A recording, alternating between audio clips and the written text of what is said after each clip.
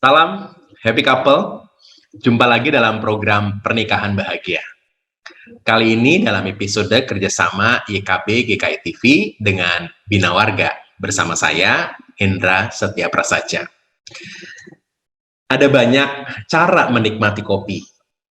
Ada yang sengaja membiarkan endapan kopi itu turun terlebih dahulu, lalu baru menikmatinya. Tapi ada yang justru mengaduknya, supaya seluruh endapan itu segera naik dan waktu itulah dia langsung meminumnya. Karena kenikmatan serbuk kopi itu yang ia cari. Masing-masing punya pilihannya. Happy couple, katanya pikiran kita itu seperti kopi.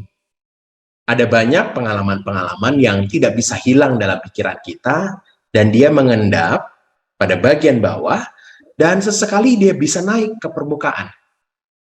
Misalnya, Anda teringat dengan mantan kekasih Anda. Saat saudara sedang berada dalam tempat tertentu atau melihat benda tertentu atau dalam suasana tertentu. Memori ini muncul karena ada yang mengendap dalam pikiran kita dan sesekali muncul karena ada pemicunya.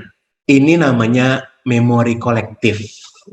Menurut Maureen Halpwatz, ia menyebutkan memori kolektif itu sebagai sebuah ingatan yang dibangun oleh dua orang atau lebih yang diperkuat dengan sosialisasi berulang-ulang melalui momen-momen pengingat, bisa dalam bentuk benda, bahasa, atau acara tertentu. Dan memori ini bahkan bisa membentuk identitas kita. Misalnya, peristiwa 17 Agustus menjadi memori kolektif kita karena berulang-ulang dimasukkan dalam pikiran kita melalui upacara, simbol-simbol, dan banyak momen sosialisasi lainnya. Buat saya yang tidak mengalami peristiwa 17 Agustus kemerdekaan itu secara langsung, akhirnya menjadi bagian dari peristiwa itu. Apalagi mereka yang mengalami langsung peristiwa itu. Semua benda, suasana, atau tempat menjadi pemicu pengingat itu. Sama halnya dengan memori bersama mantan kekasih. Ia ada di memori kita dan sesekali dia dapat muncul. Bahayanya, memori itu bisa mempengaruhi identitas kita, bisa mempengaruhi sikap kita. Terus-menerus munculnya memori itu akan mempengaruhi kehidupan relasi kita dengan pasangan kita saat ini. Kita selalu membandingkan pasangan kita dengan mantan, bahkan tak jarang lalu berujung pada tindakan ingin kembali menghidupi nostalgia masa lalu itu dengan mantan kekasih kita. Bahkan tak jarang ada yang terjebak pada perselingkuhan.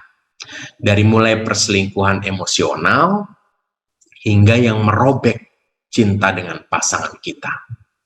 Happy couple, saat Anda teringat dengan mantan Anda karena berada dalam suasana tertentu, melihat benda atau berada di tempat yang memicu kenangan Anda dengan mantan Anda, ingatlah bahwa endapan memori kolektif Anda itu sedang terpicu naik ke permukaan. Sebelum Anda menghubungi mantan Anda dan berkata hai lewat chat atau telepon, ingatlah kopi ini. Yang Anda lakukan adalah pilihan Anda. Anda bisa tenang dan membiarkan endapan itu berada di bawah dan Anda bisa kembali bertimbang matang, atau justru Anda mengaduknya dan menikmati memori itu.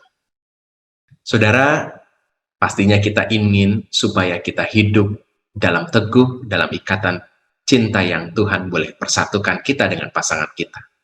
Maka saat memori kolektif dengan mantan kita itu muncul, tenanglah, biarkan ia mengendap, dan kita bisa memperkuat memori kolektif kita dengan pasangan kita. Sehingga itu mengalahkan memori kolektif kita dengan mantan kita. Bahkan, kita bisa membangun identitas kita kuat, bisa membangun rasa kita semakin kuat, karena kita punya ketenangan dan tidak bertindak untuk membuat memori dengan yang lain menjadi semakin kuat. Coba ya, supaya kita bisa menikmati dengan cara yang tenang. Karena kita sudah memilih pasangan kita adalah satu itu untuk selamanya. Semoga kita bisa menemukan apa yang Tuhan kehendaki dalam kehidupan pernikahan kita.